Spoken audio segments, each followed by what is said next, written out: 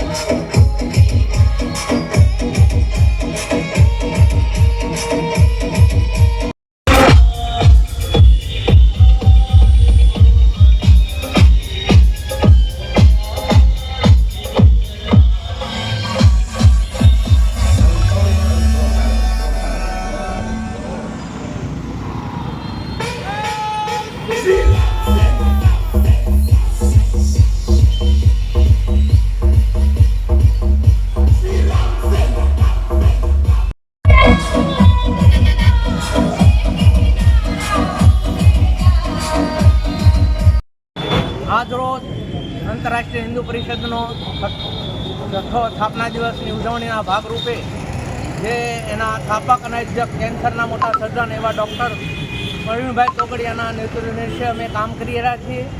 આ કાર્યક્રમને સ્થાપના દિવસના આજે 6 વર્ષ પૂરા થાય અને 7મા વર્ષમાં મંગળ પ્રવેશ છે।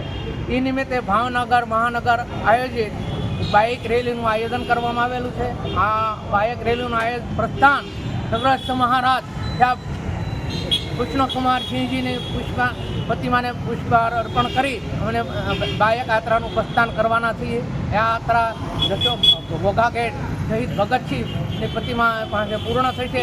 ત્યાં હનુમાન ચાલીસા બોલી અને સદીપર પઠાવી અમે આ કાર્યક્રમની પૂર્ણાવતિ કરીશું। અસ્તુ ભારત માતા કી જય, વંદે માતરમ, જય સિયારામ।